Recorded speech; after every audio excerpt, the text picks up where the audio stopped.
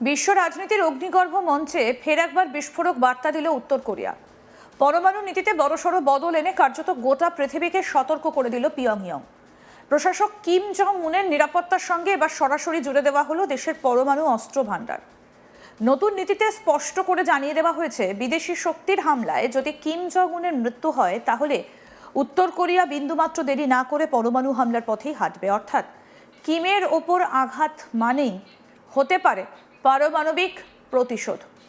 আন্তর্জাতিক কূটনীতির ভাষায় এটা শুধু একটা সামরিক নীতি পরিবর্তন নয়, বরং এটা এক ভয়ঙ্কর কৌশলগত বার্তা, যার লক্ষ্য শত্রুপক্ষকে আগেভাগেই ভয় দেখানো এবং সম্ভাব্য হামলার চিন্তাকেও প্রতিহত করা। এক আন্তর্জাতিক সংবাদ মাধ্যমের প্রতিবেদন অনুযায়ী উত্তর কোরিয়ার 15তম সুপ্রিম পিপলস অ্যাসেম্বলির অধিবেশনে এই নতুন পরমাণু নীতির প্রস্তাব উত্থাপন করা হয়। পরে প্রশাসনিক স্তরে তা অনুমোদন পায় এবং আনুষ্ঠানিকভাবে কার্যকর করার সিদ্ধান্ত নেওয়া হয়। সংশোধিত নীতিতে সবচেয়ে গুরুত্বপূর্ণ বিষয় হলো দেশের সমস্ত পরমাণু অস্ত্রের নিয়ন্ত্রণ থাকবে একমাত্র কিম জং উনের হাতে। অর্থাৎ উত্তর কোরিয়ার পারমাণবিক ক্ষমতার কেন্দ্রবিন্দুতে এখন কেবলমাত্র একজন মানুষ, আর সেই মানুষটির ওপর হামলা হলে কিভাবে পাল্টা জবাব দেওয়া হবে তাও স্পষ্ট ভাষায় উল্লেখ করা হয়েছে নতুন নীতিতে। বিশেষজ্ঞদের মতে এই সিদ্ধান্তের মধ্যে লুকিয়ে রয়েছে ডিক্যাপিটেশন স্ট্রাইকের ভয়। আন্তর্জাতিক সামরিক পরিভাষায় কোনো দেশের সর্বোচ্চ নেতাকে লক্ষ্য করে চালানো হামলাকে বলা হয় ডিক্যাপিটেশন স্ট্রাইক। দীর্ঘদিন ধরে আমেরিকা ও দক্ষিণ কোরিয়ার যৌথ সামরিক মহড়াকে সন্দেহের চোখে দেখে আসছে পিয়ংইয়ং। উত্তর কোরিয়ার আশঙ্কা ভবিষ্যতে কিম জং উনকে সরিয়ে দেবার উদ্দেশ্যে বিশেষ সামরিক অভিযান চালানো হতে পারে। আর সেই আশঙ্কা থেকেই এবার তারা এমন এক পরমাণু নীতি তৈরি করলো যা শত্রুপক্ষকে আগেভাগেই ভয় পাইয়ে দিতে পারে। প্রতিবেদন অনুযায়ী নতুন নীতির 3 নম্বর অনুচ্ছেদে স্পষ্ট বলা হয়েছে, যদি উত্তর কোরিয়ার পরমাণু কর্মসূচি গবেষণা কেন্দ্র বা পরমাণু অস্ত্র ব্যবস্থার ওপর কোনো ধরনের হামলার চেষ্টা হয় তাহলে সঙ্গে সঙ্গে পাল্টা পরমাণু হামলা চালানো যাবে। অর্থাৎ আগে যেখানে পাল্টা আঘাতের ক্ষেত্রে রাজনৈতিক বা কৌশলগত কিছু সীমাবদ্ধতা ছিল, এখন তা কার্যত তুলে দেওয়া হলো।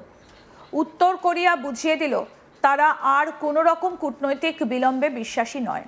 আক্রমণ এলেই জবাব আসবে এবং সেই জবাব হতে পারে ভয়ঙ্কর। বিশ্লেষকদের একাংশ মনে করছেন এই নীতি বদলের পেছনে সাম্প্রতিক আন্তর্জাতিক ঘটনাপ্রবাহও গুরুত্বপূর্ণ ভূমিকা নিয়েছে।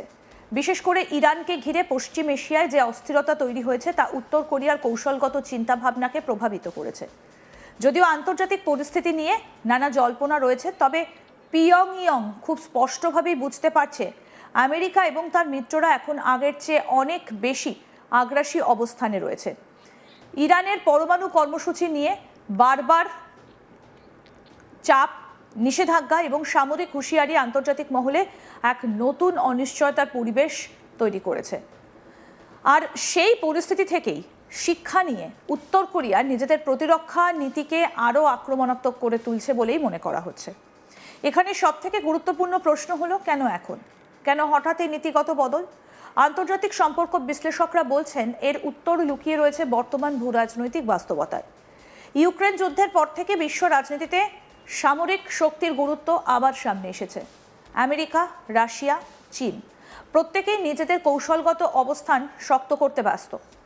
এই পরিস্থিতিতে উত্তর কোরিয়াও চাইছে তাদের বিরুদ্ধে কোনো সামরিক অভিযান চালানোর আগে যেন শত্রুপক্ষ বহুবার ভাবতে বাধ্য হয়। কিম জং উনের নেতৃত্বে উত্তর কোরিয়া গত কয়েক বছরে ধারাবাহিকভাবে নিজেদের ক্ষেপণাস্ত্র এবং পরমাণু প্রযুক্তিকে উন্নত করেছে।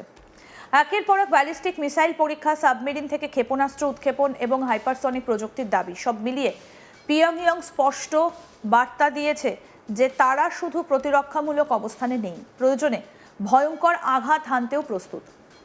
নতুন পরমাণু নীতি সেই অবস্থানকেই আরও আইনি এবং রাজনৈতিক বৈধতা দিল। বিশ্ব কূটনীতির দৃষ্টিকোণ থেকে এই পদক্ষেপ অত্যন্ত তাৎপর্যপূর্ণ, কারণ এতদিন উত্তর কোরিয়ার পরমাণু নীতি অনেকটাই অস্পষ্ট ছিল। তারা ঠিক কোন পরিস্থিতিতে পরমাণু অস্ত্র ব্যবহার করবে তা নিয়ে আন্তর্জাতিক মহলে নানা জল্পনা ছিল, কিন্তু এবার প্রথমবারের মতো অত্যন্ত স্পষ্ট ভাষায় জানিয়ে দেওয়া হলো শাসকের নিরাপত্তা বিঘ্নিত হলেই পরমাণু প্রতিশোধ আসতে পারে। অর্থাৎ কিম জং উনের জীবন এখন কার্যত উত্তর কোরিয়ার নিউক্লিয়ার ট্রিগারের সঙ্গে যুক্ত হয়ে গেল। এই পরিস্থিতিতে সবথেকে বেশি উদ্বেগে রয়েছে দক্ষিণ কোরিয়া এবং জাপান, কারণ উত্তর কোরিয়ার ক্ষেপণাস্ত্রের আওতায় রয়েছে এই দুই দেশই। এর পাশাপাশি আমেরিকার গুয়াম ঘাঁটিকেও বহুবার হুমকি দিয়েছে পিয়ংইয়ং। ফলে নতুন নীতির ফলে পূর্ব এশিয়ায় সামরিক উত্তেজনা আরও বাড়তে পারে বলে আশঙ্কা করা হচ্ছে। বিশেষজ্ঞরা মনে করছেন আমেরিকা এবং দক্ষিণ কোরিয়া হয়তো এবার আরও বড় সামরিক মহড়া শুরু করবে, আর তাতে পরিস্থিতি আরও জটিল হতে পারে। আন্তর্জাতিক কূটনীতিতে ডিটারেন্স বা ভয় দেখিয়ে প্রতিপক্ষকে থামিয়ে রাখার কৌশল নতুন নয়।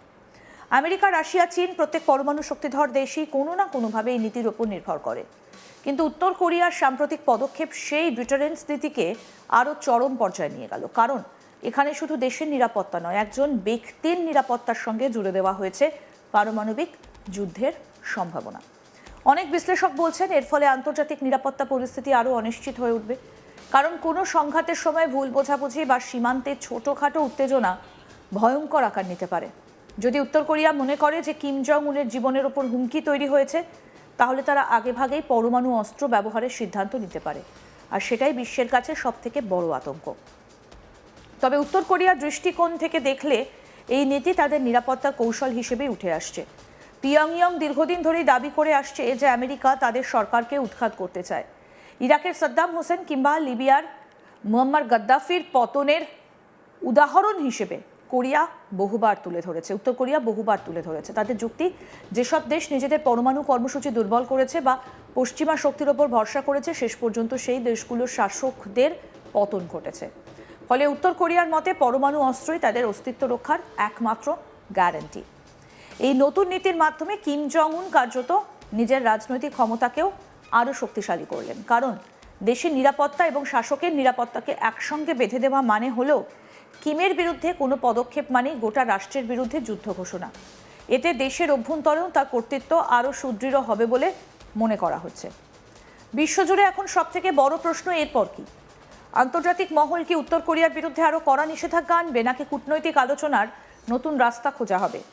যদি অতীত বলছে পিয়ংইয়ং এর ওপর চাপ বাড়ালেই তারা আরও আগ্রাসী হয়ে ওঠে, ফলে পরিস্থিতি সামাল দেওয়া সহজ হবে না। রাষ্ট্রসংঘের ভূমিকাও এখানে অত্যন্ত গুরুত্বপূর্ণ হয়ে উঠছে। আন্তর্জাতিক পরমাণু নিরস্ত্রীকরণ চুক্তিগুলো কার্যত অচল হয়ে পড়ছে বলেই মনে করছেন বিশেষজ্ঞরা। কারণ একদিকে রাশিয়া ইউক্রেন যুদ্ধ, অন্যদিকে চীন তাইওয়ান উত্তেজনা, তার উপর উত্তর কোরিয়ার এই নতুন অবস্থান, সব মিলিয়ে বিশ্ব এখন এক অস্থির সময়ের মধ্যে দাঁড়িয়ে। সব মিলিয়ে বলা যায় উত্তর কোরিয়ার এই নতুন পরমাণু নীতি শুধুমাত্র একটা প্রশাসনিক পরিবর্তন নয়, এটা গোটা বিশ্বের উদ্দেশ্যে পাঠানো এক কঠোর রাজনৈতিক এবং সামরিক বার্তা।